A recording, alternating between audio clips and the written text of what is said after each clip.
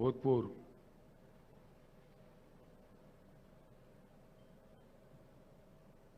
Parliament member Shri Sudhindra Kulkarni जी,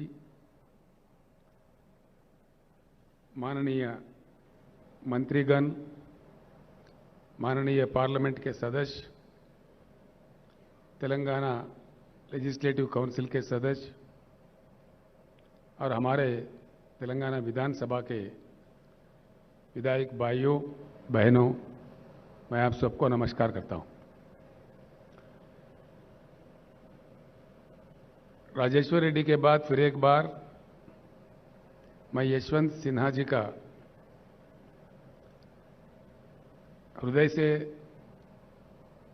तेलंगाना जनता के ओर से, तेलंगाना सरकार के ओर से, हम तमाम के ओर से स्वागत करते हैं इस ऐतिहासिक हैदराबाद शहर में।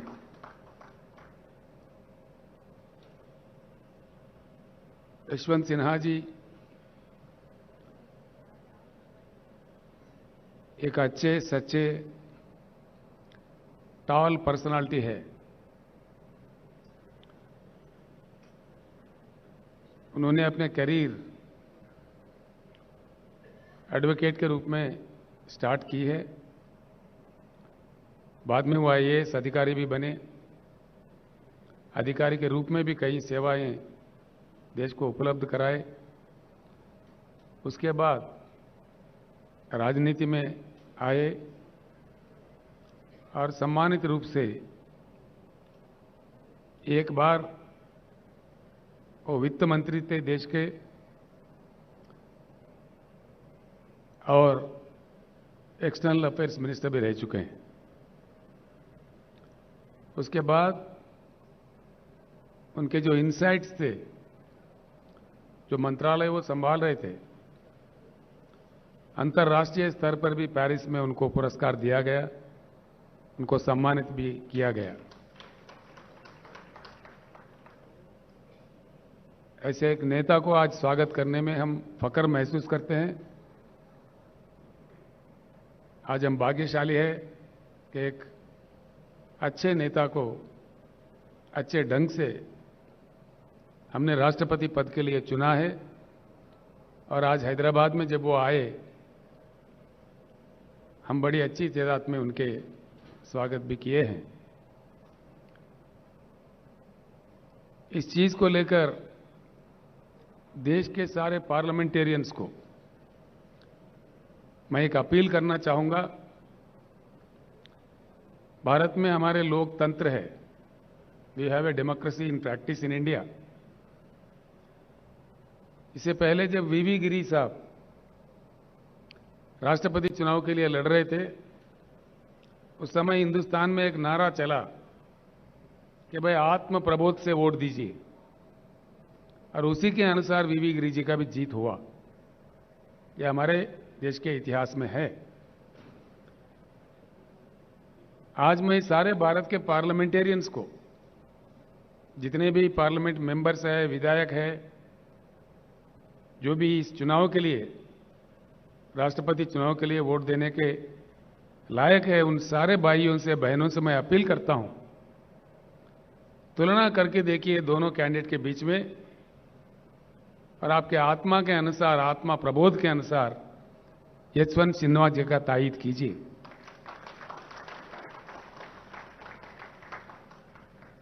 यशवंत जी, मैं दो चार शब्द जरूर कहना चाहूंगा।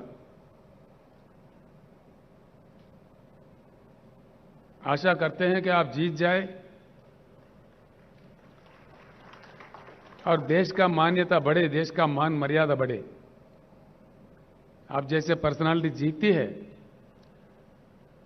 व्यक्तिगत तौर पर आपका तो पर्सनालिटी बढ़ेगा ही, लेकिन देश का मान मर्यादा और बढ़ेगा। लेकिन क्या हो रहा है इस देश में? आज जो कुछ भी हो रहा है गलत हो रहा है।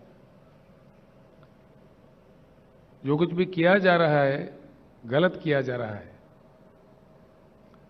ऐसे स्थिति में देश को खामोश नहीं रहना चाहिए, आवाज उठाना चाहिए, सबको एकत्रित होना चाहिए और एक परिवर्तन ऐसा वैसा नहीं, एक उच्च गुणवत्ता वाली परिवर्तन। We need to bring in a qualitative change in Indian politics. It's the requirement of the nation today. आज के हमारे जो प्रधानमंत्री है वो आज हैदराबाद आने वाले हैं, 2 दिन के लिए यहां रहने वाले हैं।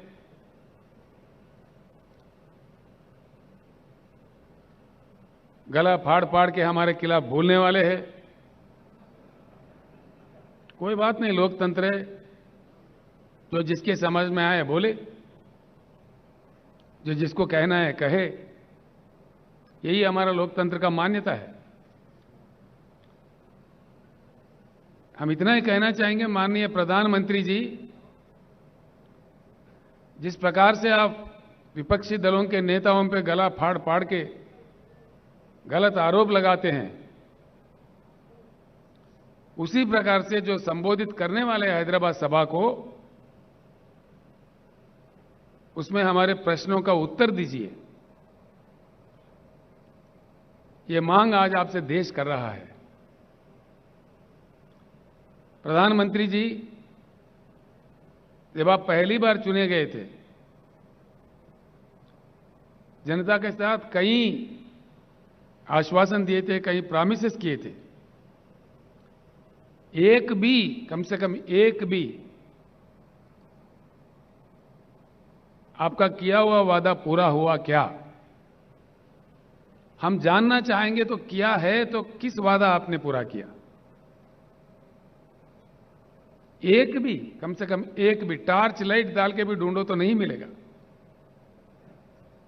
ये मैं नहीं, सारे देश कह रहा है।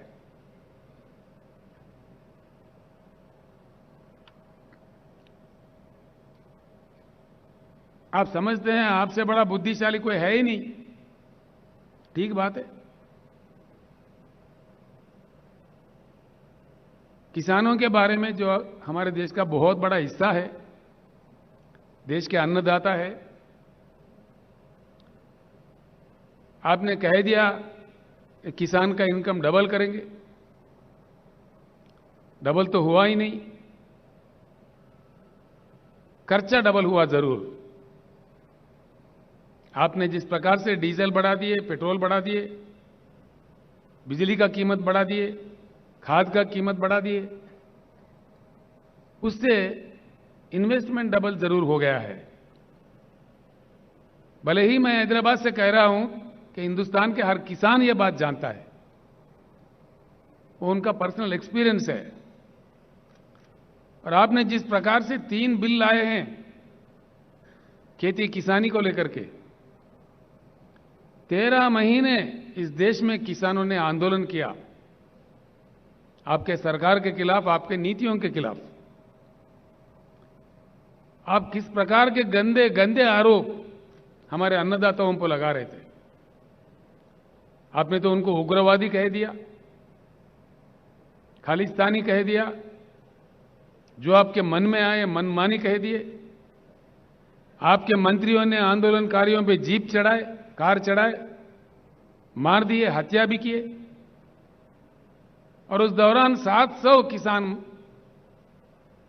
वीर गति पाए। हमारे HN न्यूज को सब्सक्राइब करिए ताकि आपको नोटिफिकेशंस आते रहे वक्त पर।